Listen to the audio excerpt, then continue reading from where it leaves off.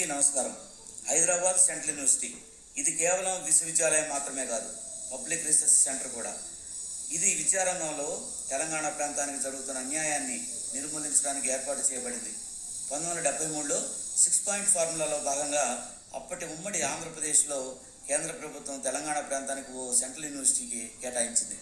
1974లో ఇందిరాగాంధీ ప్రధానమంత్రిగా ఉన్నప్పుడు Hyderabad central university స్థాపించారు. దీనికోసం రాష్ట్ర రాజధాని హైదరాబాద్ శివారు కంచెగచ్చుకోలి ప్రాంతంలో 2324 ఎకరాల భూమి రాష్ట్ర ప్రభుత్వం కేటాయించింది. కానీ వాటి హద్దులు మాత్రం అప్పుడు నిర్ణయించలేదు.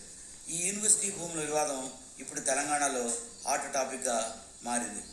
హెచ్సియు పక్కన ఉన్న 400 ఎకరాల భూమిని రాష్ట్ర ప్రభుత్వం ప్రైవేట్ సంస్థలకు అమ్మాలని నిర్ణయించుకుంది. మార్చి 30న 50 జేబీసీలతో ఆ యొక్క ల్యాండ్ను చదును చేయడానికి అధికారులు వెళ్ళారు. యూనివర్సిటీ విద్యార్థులు జేబీసీలను అడ్డుకున్నారు.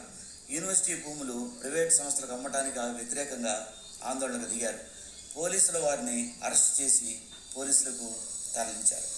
దీనితో వివాదం మొదలైంది. 5,000 మంది స్టూడెంట్స్ చదువుతున్నారు. 400 మంది ప్రొఫెసర్లు ఉన్నారు.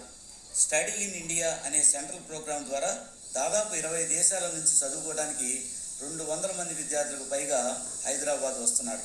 Thailand, Myanmar, Syria, Mongolia, south Africa, Guyana, Philippines, Iran, Tanzania, Bangladesh, Kazakhstan, Uzbekistan, Japan, Vietnam, Yemen దేశాలకు చెందిన విద్యార్థులు హైదరాబాద్ సెంట్రల్ యూనివర్సిటీలో చదువుతున్నారు.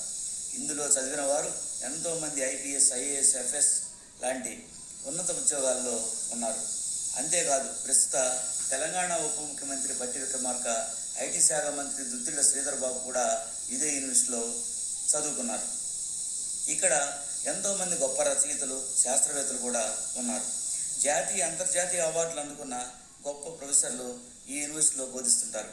రామన్ మెగసే అవార్డు గ్రహీత శాంతాసేన, పద్మశ్రీ దీపాంకర్ చటర్జీ, సాహిత్య అకాడమీ యువ పురస్కార విజేత గణేష్ పుత్తూరు, శాంతి స్వరూప్ భట్నాగర్ బహుమతి గ్రహీతలు రాహుల్ బెనర్జీ, యూకే ఆనందవర్ధన్లు కూడా హెచ్యులో ప్రొఫెసర్లుగా పనిచేస్తున్నారు. ఆ 400 ఎకరాల ల్యాండ్ విషయంలో యూనివర్సిటీ, రాష్ట్ర ప్రభుత్వం చెబుతున్న మాటల మధ్య పొంతన కుదరట్లేదు.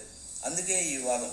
ఏది ఏమైనా ఆ 400 ఎకరాల భూమిలో peacock lake, buffalo lake, Malabar Kund అనే చెరువులు ఉన్నాయి. రానున్న రోజుల్లో హైదరాబాద్ సిటీ పొల్యూషన్ ప్రమాదంలో పడకుండా కాపాడేందుకు ఆ అడవి ప్రాంతం ఉపయోగపడుతుంది. అంతేకాదు, అక్కడ పచ్చని ప్రకృతిలో మష్రూమ్ రాక్ అనే సహజ సిద్ధ బండరాళ్ళు ఉన్నాయి.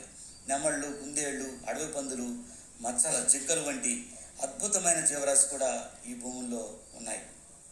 734 మొక్కలు, 10 క్షీరదాలు, 15 సరీసృపాలు, 220 పక్షులు హెచ్సియు క్యాంపస్ ఏరియాలో ఉన్నాయని సమాచారం. ఇప్పుడు ఆ భూమిని ప్రైవేటు సంస్థలకు కట్టబెడితే పచ్చని ప్రకృతి నాశనం అవుతుందని హెచ్సియు విద్యార్థులు భూముల వేలాన్ని వ్యతిరేకిస్తున్నారు. 1990-2010లో జరిగిన ఒక అధ్యాయం ప్రకారం క్యాంపస్లో 315 జాతుల మొక్కలు ఆయుర్వేదానికి వినియోగించేవని చెబుతున్నారు. అంతరించిపోతున్న జాతులకు చెందిన 39 రకాల మొక్కలు కూడా సెంట్రల్ యూనివర్సిటీ ఆఫ్ హైదరాబాద్లో ఉన్నాయని లెక్చరర్లు, వాటిపై రీసెర్చ్ చేస్తున్న విద్యార్థులు చెబుతున్నారు. సెంట్రల్ యూనివర్సిటీకి ఒక బయో రిజర్వ్ చేస్తే అటవీ ప్రాంతం, చిత్తడి నేలలను రక్షించుకోవచ్చని పర్యావరణ ప్రేమికులు ప్రభుత్వాన్ని కోరుతున్నారు. అభివృద్ధి పేరిట అడవులను నరికివేస్తే చివరికి పీల్చుకోవడానికి గాలి కూడా దొరకదు. హైదరాబాద్ చుట్టూ ఉన్న ఐటీ క్యారిడార్ కారణంగా ఈ భూములకు మంచి డిమాండ్ ఉంది. ఆ 400 ఎకరాల భూమిని వేలం వేసి ఐటీ కంపెనీలకు అమ్మితే అటు రాష్ట్ర ప్రభుత్వానికి ఆదాయం వస్తుంది. అలాగే తెలంగాణలో ఐటీ రంగం డెవలప్ అవుతుందని ప్రభుత్వం భావిస్తుంది. ప్రెజెంట్ మార్కెట్ వాల్యూ ప్రకారం ఆ 400 ఎకరాల భూమిని అమ్మితే 10,000 కోట్ల ఆదాయం వస్తుందని గవర్నమెంట్కు ఒక అంచనా ఉంది. అందుకే అధికారులు ఆదివారం, అంటే మార్చి 30, 2025న ఆ 400 ఎకరాల్లో ఉన్న చెట్లు, గుట్టలు, రాళ్ళు, రప్పలు తొలగించే పనులు ప్రారంభించింది. రాత్రి పగళ్ళు జేబీసీలతో భూమిని చదును చేస్తున్నారు. 2 రోజుల్లోనే 400 ఎకరాల్లో ఉన్న సగం అడవి ప్రాంతాన్ని క్లీన్ చేశారు.